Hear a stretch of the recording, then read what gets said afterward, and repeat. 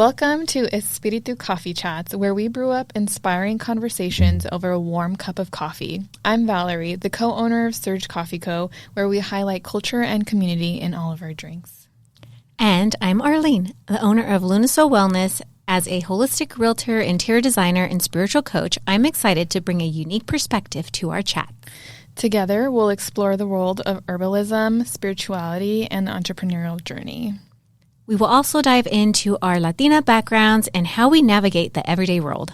So grab your favorite mug and settle in, and let's dive into today's chat. Welcome to the podcast.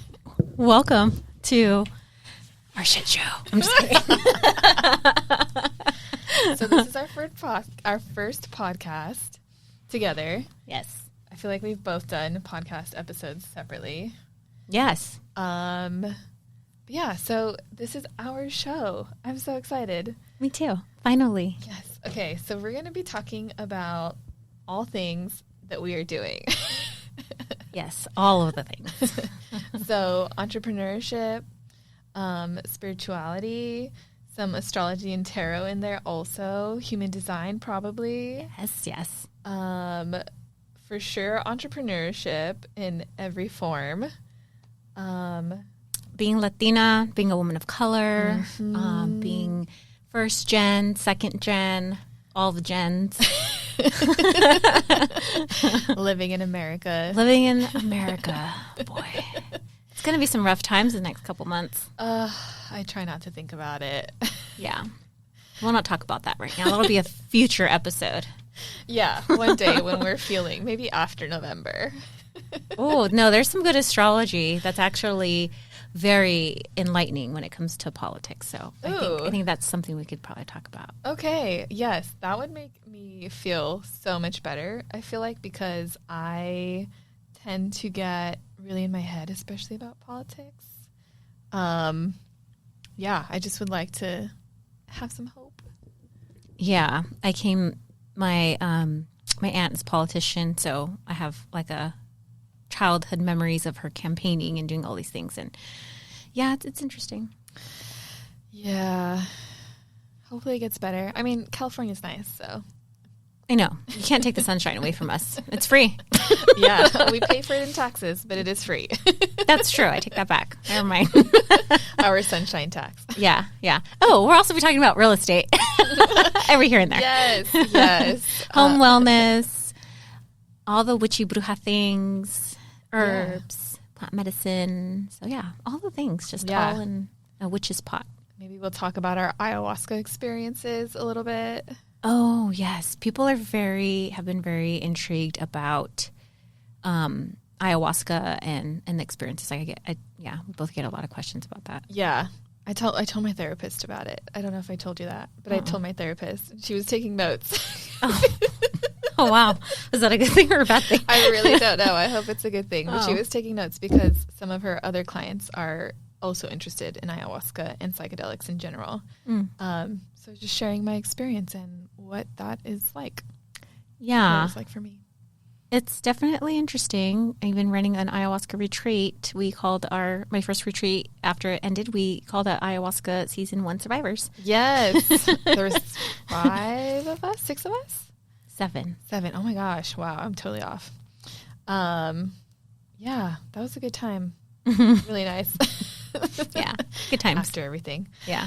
But yeah, so for today, I think our topic is going to be reclaiming our culture and heritage as, I guess, first generation or one and a half generation and second generation.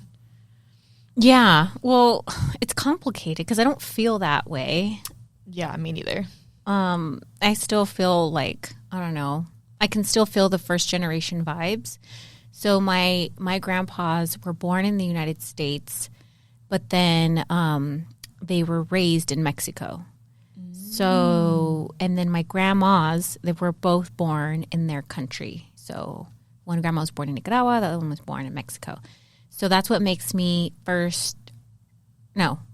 second to third generation. Yeah, technically second generation, which is kind of funny because I feel like first generation should be like the first ones that actually lived here and grew up here, despite like whether our parents were born here or not. Like, because I feel like in that sense, it really does affect how you grow up. Yeah. Yeah, my mom was almost born in Mexico because there's 8 of her siblings, and she's the middle one. And the only reason why she was born in the United States was because my grandpa was already here working. And then my grandma needed surgery for her appendix while she was pregnant. Oh. So then my grandpa flew her to the United States to have her have the surgery. So like she wouldn't die or whatever. But other than that, my mom probably would have been born in Mexico.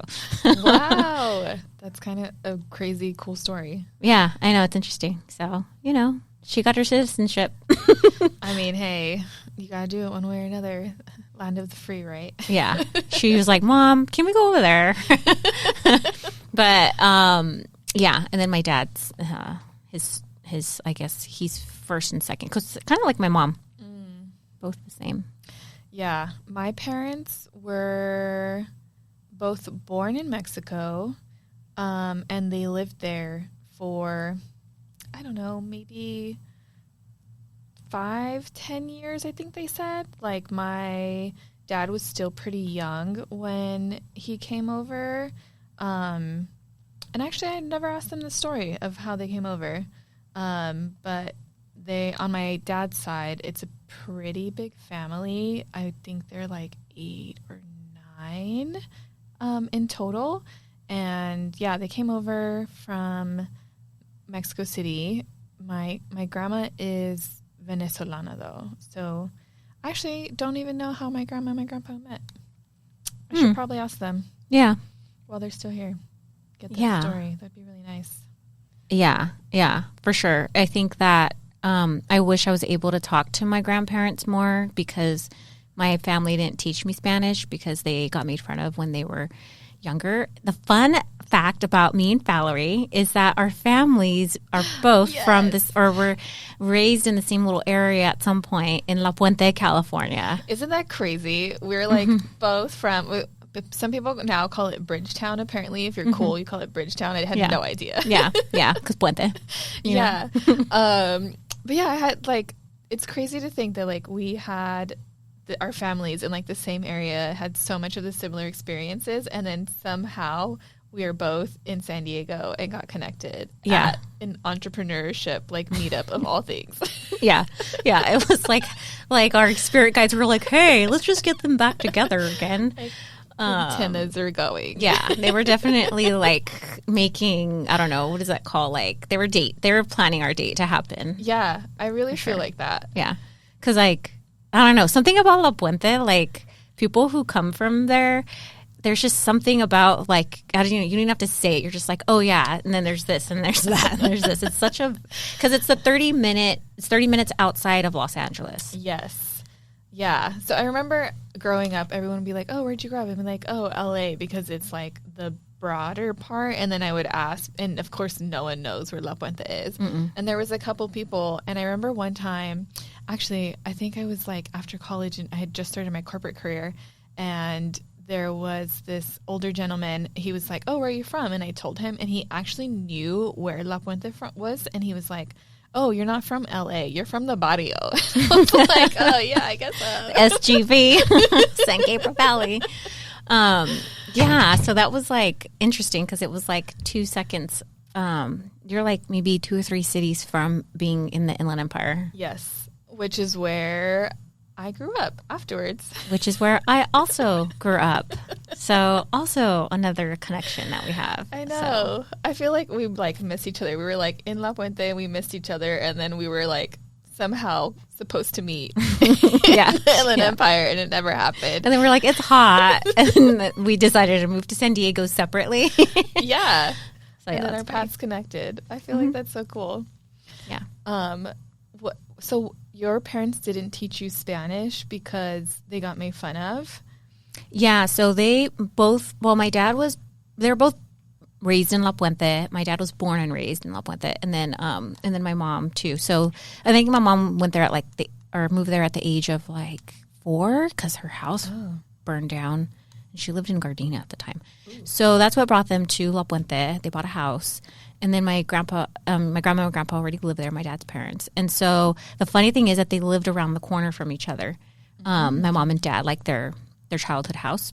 So they met in high school. But they told me that both families decided not to teach their children Spanish because they were getting made fun of. So what they told me that when they first moved to La Puente, it was a predominantly white neighborhood. And then it wasn't until like maybe the late 60s where they started to get influx in from LA, and then the culture started to change for the most part. Now you go there, it's pretty much mostly Latino. Yeah, I think. Yeah, when I was growing up, for sure it was mostly Latino. Yeah, I mean, that's all I remember. And I was born in like the 80s. So, but I guess back then, and then, you know, being first, I could think, or it makes sense when I think about the mindset of my grandparents. You know, they're coming in, they were immigrants, or maybe they were born here, but then they still don't feel like they're American, even though my grandpas were born here.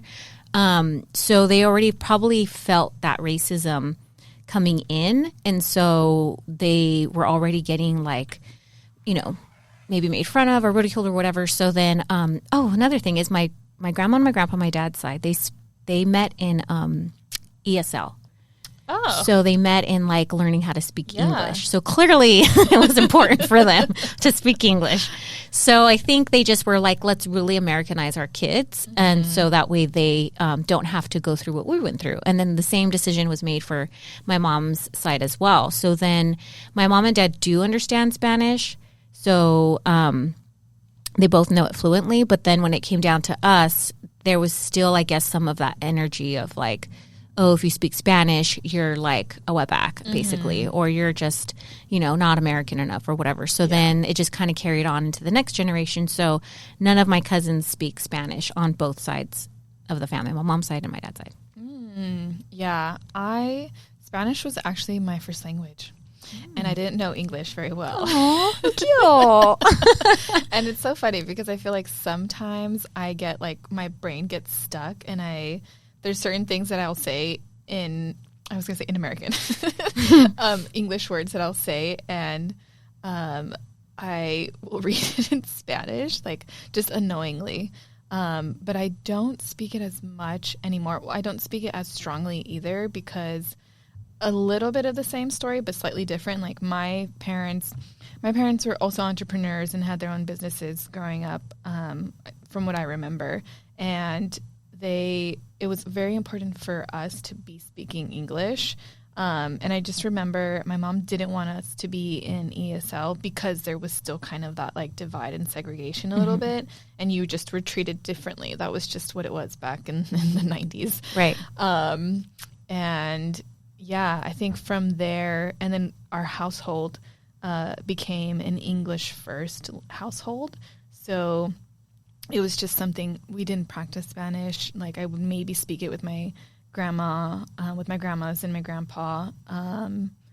But I feel so out of practice now and even when I do speak it, I've had so many instances. I have friends, they call me and they'll literally tell me, they're like, oh, you're such a pocha. And I'm just like, dude, I'm trying. Like, yeah, I'm trying to speak my native tongue, which was my first language. And I don't know, it feels like this, I feel like between the language and like getting made fun of, there's kind of this feeling of like, oh shit, am I actually Mexican? Like, am I Latina? Like, can I be considered this? But it's pretty much all I've known my entire life.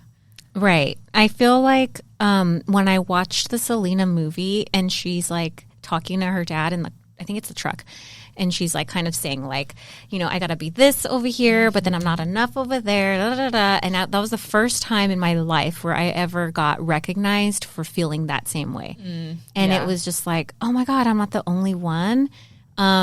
Because for me, you know, you look at me and I look Latina, so people automatically assume I would speak Spanish. And then when I do know a few of the Spanish words, I say them pretty well. Like taquito, tortilla, tamales, you know. And I know all the bad words in Spanish. So I just know what I know from hearing it from my grandma and my grandpa talking, or just hearing family members talk and going to family parties, and also going to my friends' houses. So a lot of my friends where I grew up was in Rialto. Wonderful little hood, about, let me see, like an hour away from Los Angeles. Oh, we love Rialto. Yes, Rialto, San Bernardino, the IE. All of it. So, and that was, again, that demographic was actually mostly Latino and African American. So, and I love that. I love that I came from such a diverse background in that sense. But I also felt super out of place because I had my friends who spoke Spanish fluently and I didn't. And so I would just be like called the white girl. So it was like really, it really sucked because I was like, but wait, I'm not. I'm one of you too. I want to play with you. And then when they start talking in Spanish, I would be like, I would kind of catch on a couple words here and there, but then I wouldn't really know. So I always felt like a little bit of an outsider, or like my Mexican card got taken away. And then they would, same thing like you, they would judge me, but it was like worse because I couldn't even understand what they were saying as they were judging me.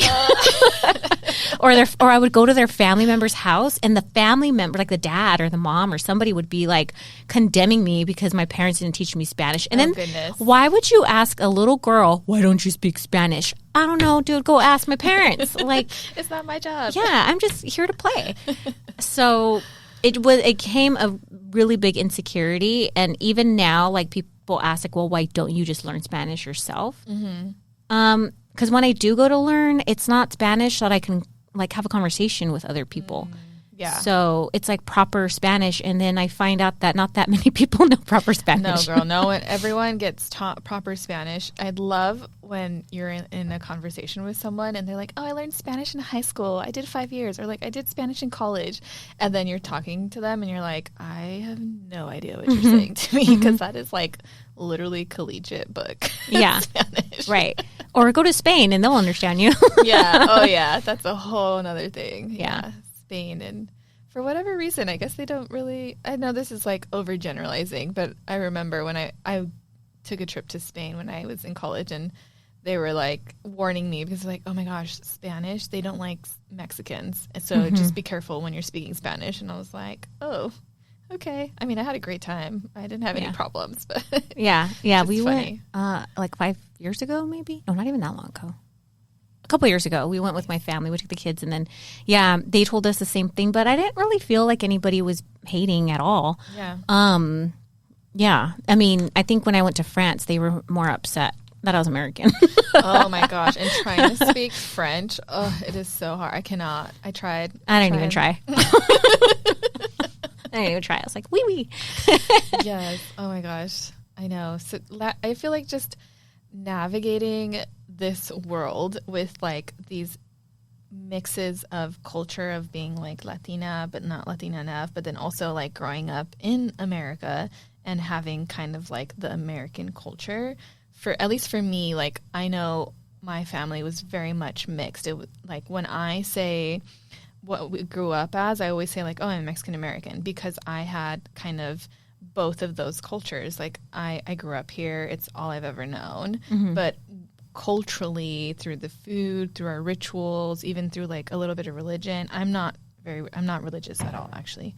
But all of that stuff was like very heavily influenced by what my grandparents were taught, how they were raised, what my mom and dad were taught, and how they were raised. And like, so I feel like now I have this kind of like mesh, but it's not like a full serving of either one. It's just like, just throw it on the plate and that's what you get. Right.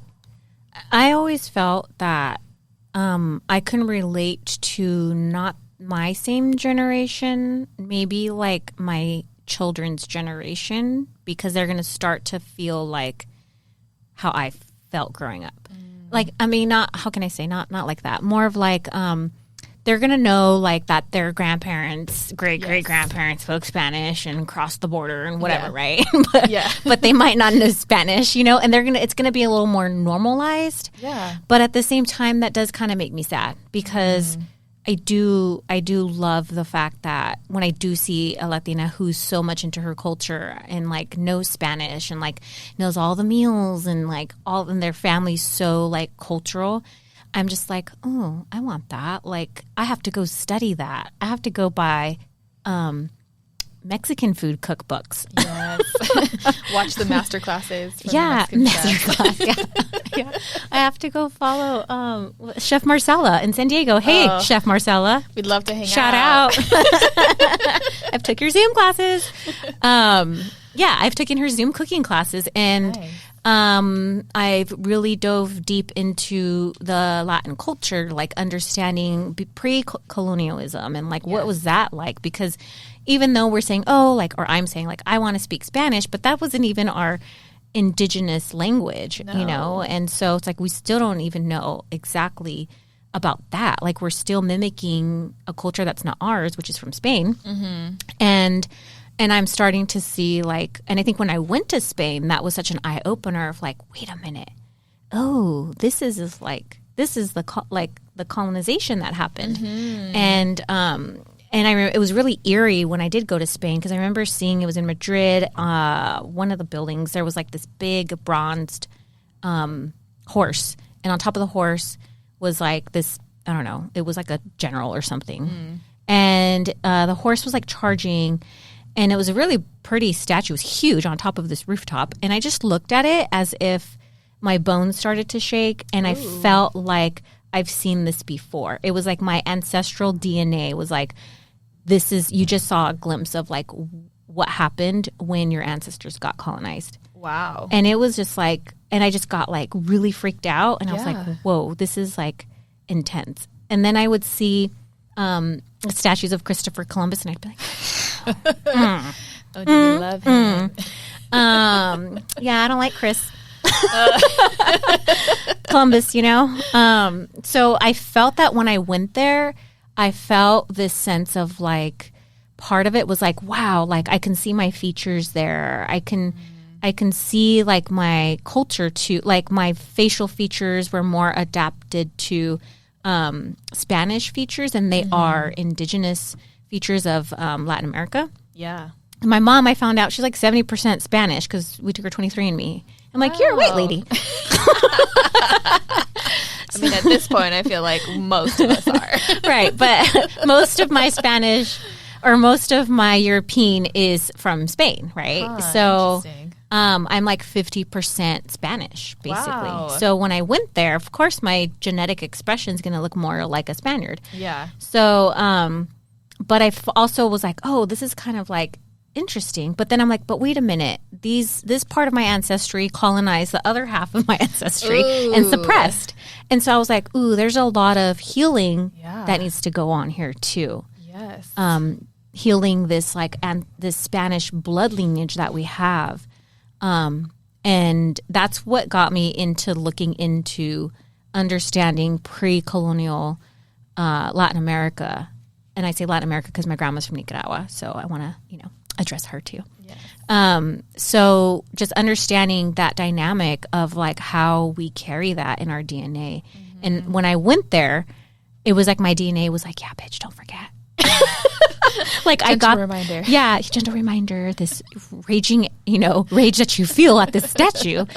Like it's in your bones. Wow. So I was like, oh wow, this is interesting. So that kind of got me into like starting to look into indigenous practices. Yeah. I feel like I have started looking more into indigenous practice through the realm of spirituality, because I was raised like a proper Catholic, and we just went to church all the time, and that was like all I ever knew. But for some reason, like there was just something about it that I don't know, and it didn't fully sit with me. And maybe it was just the church that I went to, because like we had moved early on from like a heavily predominant like Latino area, and then when we moved to the IE, we moved to Riverside, which was predominantly white. And that in itself was a whole like culture shock and a whole another experience that we'll save for another episode. But I think it was really then when I was like, oh, wow, this, like, I just wasn't a fan of how people were kind of carrying themselves. Like, they were friendly in one setting to your face, and then, like, you went to another setting and it was not the same kind of treatment. And there was just a few instances where I was like, man, do I really agree with, like, being a Catholic? Like, is this really what I want to do? Like, does it fit with me? And yeah, just growing up, afterwards I was like, yeah, I don't think I really feel called to, like, pursue this. That's probably just a deep dive that I need to do on my own personal time. But that, like, I think feeling that I didn't really fit into, like, the Catholic realm, but I still, like, believed in the higher thing. Like, I felt like there's more than us. Like, we are somehow, like, all connected, and, like, we should all be good to each other and, like, take care of each other. And although I didn't find it in my experience with Catholicism, I was like, okay, well, let me see what other kinds of things that I can explore that will kind of give me that and fill that void. And that's where I started turning, like, just simple things. Like, I started out with, like, a couple of crystals in here, and I was like, oh, these are for, like, your heart and stuff. And then I later went to, like, sage and Palo Santo, and I was like, okay, I can, like, cleanse my aura and, like, do some of these things. And yeah, lately I've been, like, doing more of plant medicine and, like, trying to remember, like, because my grandma would always have different, like, herbs and stuff in her garden. She would be like, I forget which one it was like cola de caballo. I don't know what it's called in English, but yeah, I don't know. I just remember she would always call it that, and I was like, okay, sure. Well, caballo, that's a horse, like, right? Horse Okay. tail. Oh, maybe. Plant. Maybe. Yeah. So, and she would always make teas with it for different, like, ailments or whatever, and then, like, they would have the marijuana leaves in the alcohol. And yeah, I remember we would get, like, huge trash She's making bags. the CBD. Yes, girl, before all of us knew that Right? this is what you should be doing. Right. And of course I had no idea what it was, and it was just this, like, the leaf, which I'm a big fan of now. But yeah, she would put that into, like, the alcohol, and we would, like, put it on our joints. If I had, like, earaches, it would go into my ear, like, all of these things. And so now that I'm older and also have my own ailments, I'm like, okay, what can I do to, like, help myself and heal myself? And that's and through food. I'm a major foodie. I love food. Me too. All of the things. Me too.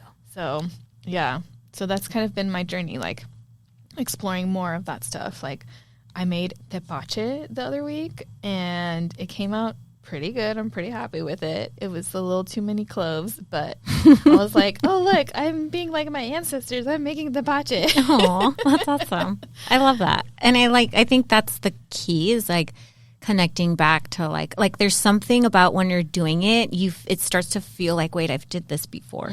Or wait, this feels a little familiar. Yeah. It's like getting back on a bike and just, like, you just know how to ride it. And I feel like that's what I do sometimes too, when I'm, like, mostly playing with, like, plant medicine and stuff like that. Nice. And cooking. So, and my grandmas both like to cook.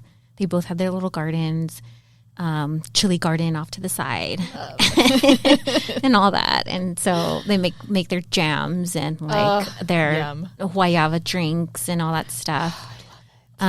So it's like all of that stuff. It's like I want to keep that, and and I think for me, because my awakening when it comes to spirituality started when I started teaching yoga. I would say it's a long story too about my spiritual path, but I would say when it got a little more, like, curious outside of, like, Catholicism and all that, because my family was brought up Catholic too, although I was only baptized.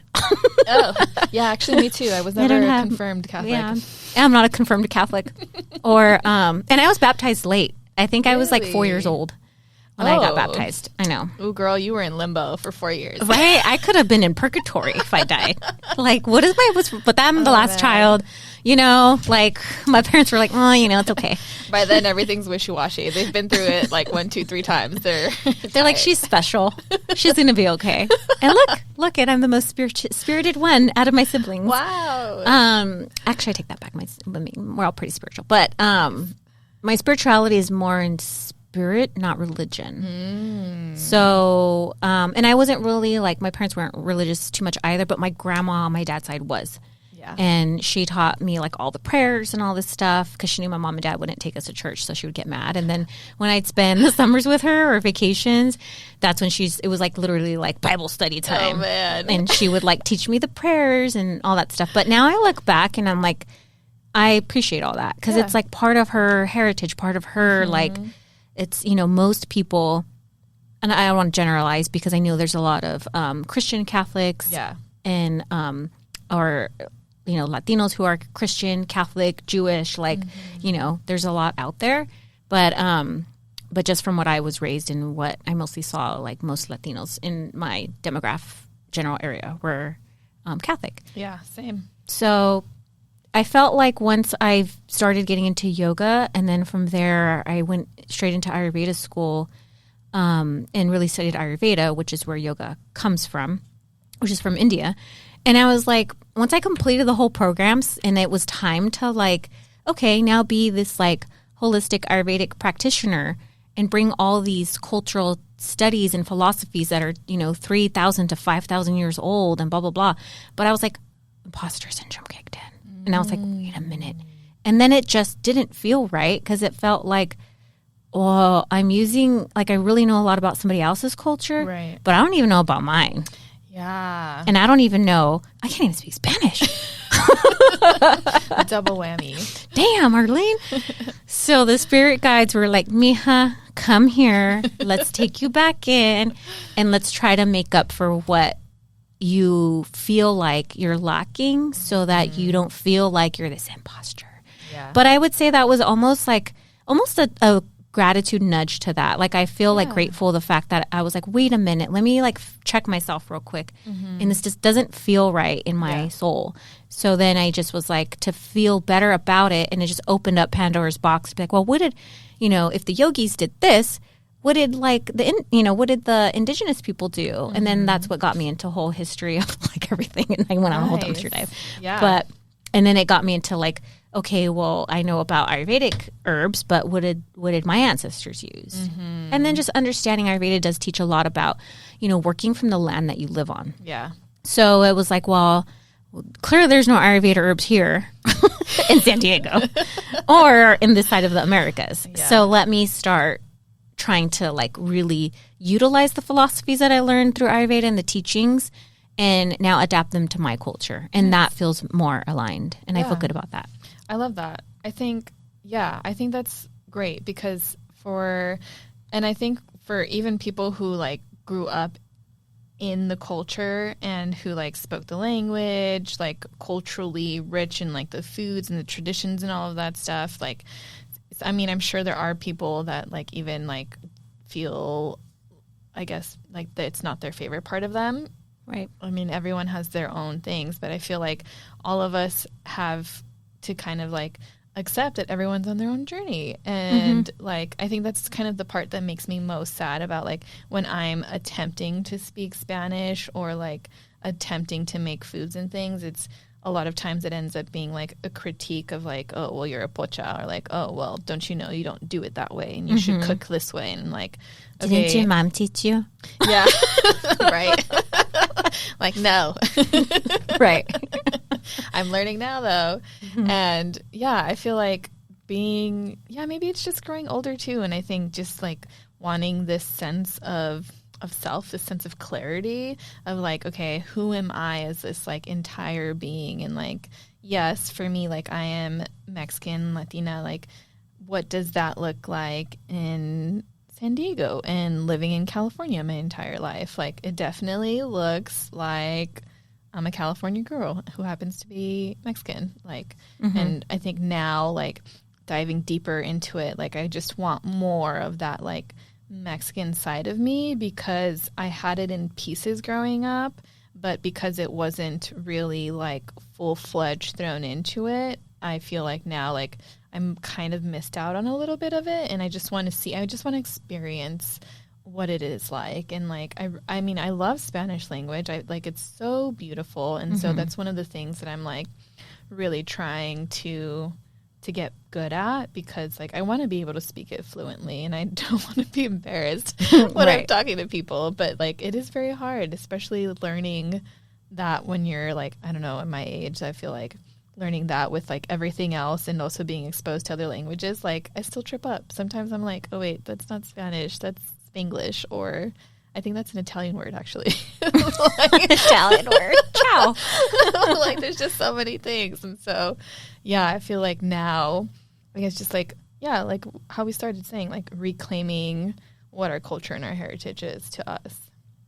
Yeah. And I think that the more we talk about it as Latina women, the more that we can start to be aware of other people's journeys and other people's stories and their culture and their heritage, and that we are coming to these now, you know, third to fourth generations of Latinos or Latinas here in the United States, and it is going to change, you know, and we are such a young country. We're only like, what, 400, 500 years old? Yeah. So the generations are going to start to move away from the first, you know, lineage that was, you know, the first immigrant, migrant, whatever it is that came here, right? So I just feel like the more we talk about it in conversation and we share our stories and our journeys, the more that when we see somebody who's speaking Spanglish, that we can, you know, the fluent Spanish speaker could be like, oh, you know, good for you for trying, or like giving them a little more like praise, or like, you know, or maybe when there's like a meal that's like just not the perfect meal to be presented, that's super traditional, right? It's like you can just give a little like support, like, hey, at least they're trying. Yeah. We're not trying to just make hot dogs and, you know, French fries all day. Like I make tamales and I don't even know, like it's a little bit of my nana's recipe from my mom's side, but and my grandma on my dad's side, she makes them from like Nicaragua. They're like a mix of Mexican and Nicaraguan. Oh my gosh. Even, yeah. They're like random and weird and different. There's They're like still good though. Hundreds of variations of tamales, even just within like Mexico. Every region kind of has their own little twist. But you know, it's like, oh, when you give a tamale to another Mexican, oh girl, you're just opening up a whole can of worms. I hope it goes well. Because you're just like, here. And then you're like, am I accepted? Did I get initiated into, you know, the cooking tamales world? Like there's a whole like judge and jury when it comes to people eating other people's tamales. Yeah. Which is so funny because when you think about it, like all that goes into food and like we pour our hearts and our souls to it, I feel like, especially for me, like as a Latina, like that's kind of the thing. Like you show love through your food and your cooking. And like when you're giving that to someone, it's like you're giving a piece of yourself. And for that to be critiqued so hard, it's like, ouch, you're critiquing me. Right. And I'm trying to be giving you a gift and be nice. Like what's going on here? Yeah. And I'm like, but I'm proud of my tamales. I'm the only one in my family, and I have a big Mexican family on both sides. And I know there's maybe a handful of my cousins who also make them, but you're talking about like 5 out of 50. Yeah. You know, that are like going to try to attempt it. And for me, it was important to bring the tradition of making tamales because I wanted my kids to still have something that was like traditional. And we always ate them on Christmas. I did growing up. Yeah. So that's what we do. And now my kids, like, they love it. They look forward to it. Like we have a whole like, you know, me and my husband get our wine glasses out from our wedding and we drink champagne and we only bring them out that day. And then we put a tablecloth and then on the table, and then we line the kids up. And then they now know the whole, like, you get graduated to, like, be a certain stage of, like, you're a spreader, or you're the, like, the one who puts the meat on, or you're the ones who put the topping on, or you're the one who's stirring the masa. So they get all that. And, like, I look at that and I'm like, oh, like, that's cute because they're doing what I did growing up. But it's different because I was in a room with my grandmas and all of their kids and all my aunts. And now it's just, like, me and my kids, and it's a smaller group, but that's so nice. It's just something that is important, and I feel like, you know, so when I hand you all my tamales, don't judge them, please. Don't judge them, but they're not bad. They're not bad. I learned a lot from YouTube. I love that you like carry that tradition. And like, I think, for me, like, that's definitely something that reclaiming the culture, like through these little traditions and things that you have. Cause I don't know, it's like, it brings us together. It's community.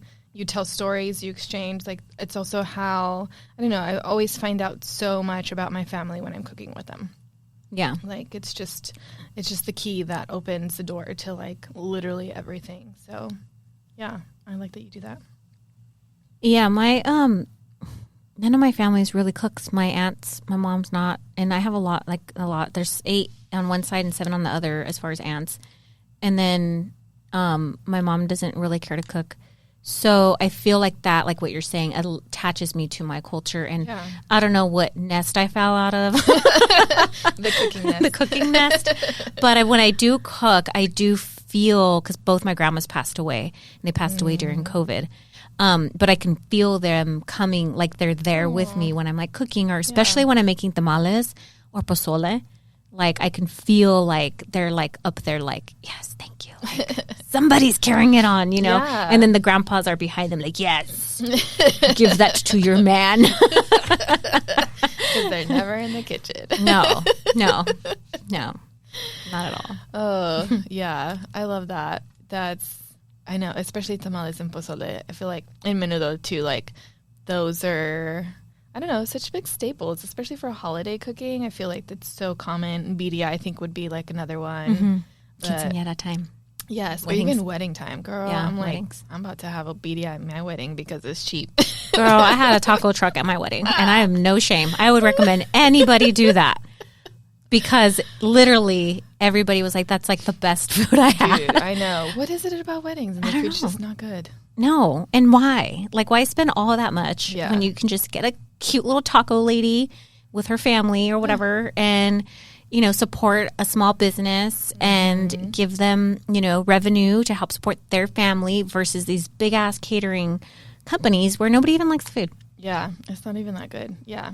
I take that back. The only good food I've had at weddings were at a Chinese wedding and at an Armenian wedding.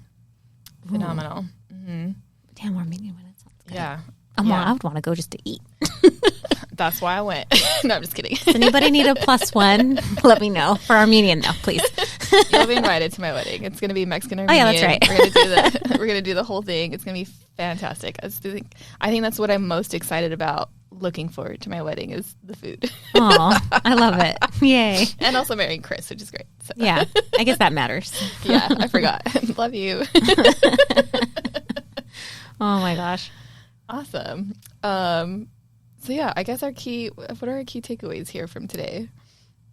I would say to embody your Latina and however you choose to embody it. I think being more accepting that our culture is going to shift and change just a little bit, and also holding on to the things that make us Latina, like the food, clearly the language, the artwork, like the hairstyles. You know, my daughter taught me about a copy paste Latina. Oh, have you heard of that? No. Yeah, so like teenagers now are like trying to mimic the 90s cholas. Girl, stop. I got made fun of, and maybe it was because I was growing up in Riverside, but I got made fun of so hard. Like, I used to have the hoop earrings and like the slick back hair and the ponytails, all of that. And then like, I remember later I tried wearing the hoop earrings and they literally called me a chola. And back then, that's not a good thing to do. No. That was my grandma's biggest critique. You better not be cholas or cholos. Don't grow up and be a cholo. So yeah, I get it. It had a different connotation than it does now in 2024. It wasn't cute. It wasn't cute. It usually meant you were like in some shit that you weren't supposed to be, and you were probably dealing with the popos. Like, yeah, it was not a thing to do. But yeah, I can't believe that's coming back. Yeah.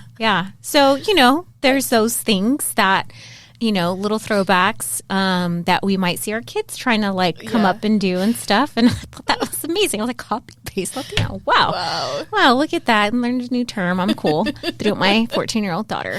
Love it. Gen Z. They're coming for all of us. Oh no, she's Gen Y. No, it is Gen Z. I take that back. Okay. Yeah. I was like, wait, no. Yeah. No, she's Gen Z. My youngest daughter is Gen Alpha. which is after Gen Z. Ooh, Yeah. that's going to be fun. Yeah, I know. We'll see what she's going to come up with. In future episodes. Yeah. Gen Alpha, Gen Z, millennials, and boomers. No, no. What are you? I'm a X. millennial. Oh, you're a millennial? No, girl, don't tell me I'm an X. I'm sorry. I mean, nothing wrong with being an X, okay? I mean, we love you too. The elder millennial. Yeah, I'm an elder millennial. I'm still happening. We started it all. Yes. The whole like I don't want to work type deal, and let's make things fun. Yeah. Yes, please. I mean, I want to work. I mean, hi, I have Latino blood in me, Mexican blood. But I think that takeaway is just stay true to yourself, true to your culture, and whatever that looks like for you. If you can talk to grandparents and things like that, I think like getting stories, writing them down. Like I think that's one thing I always wished that I could have had more conversations with my grandparents because there was a language barrier. They spoke a little bit of English, like enough to like tell me what to do and like have a couple conversations. But like the moment I would start to ask questions where they would just like want to start telling me a story, they'd start talking to me in Spanish. And then I was like, you just lost me. So I think, and then bringing things, if you have kids, like, what can you do that can continue to establish the culture that you want to bring and the traditions that you want to carry on generations beyond. So like I already knew what that was for me and my family. Yeah. And then I mean that's what I could come up for right now. Yeah, I love that. And I think if you're not the one exploring like your cultural identity and you're happy with it, great. And be accepting of other people's, let them go on their journey. If they ask for help, help them, maybe share a couple things with them, but just take people as they are. Yeah, like don't be stingy with your tamale recipes. No, girl. I want to know the best way to make it, the most juiciest way. Like I want bomb fire tamales every year. Yes.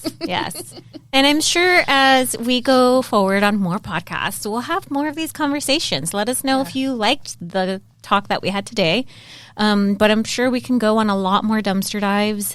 Valley and I have a lot of history of, going to college as a Latina. Ooh, yes. Being a Latina entrepreneur, raising families, dating, like all the stuff. So all the things we're which we'll be covering. Yeah, we plan to bring you more. So hopefully you enjoyed our chit chat today. Yes, I know I did. Yeah, me too. I don't know about y'all, but we did. We had a great time. Right. All right. See you for the next one. Adios. Bye. Bye. Thank you for joining us on this episode of Espiritu Coffee Chat. We hope you enjoyed our conversation and found a little inspiration to take with you. If you loved what you heard, don't forget to subscribe, rate, and leave a review on your favorite podcast platform. And stay connected with us on social media for updates, behind-the-scenes content, and more. Until next time, keep the spirit alive and the coffee brewing. Cheers! Cheers. Ow, ow, ow.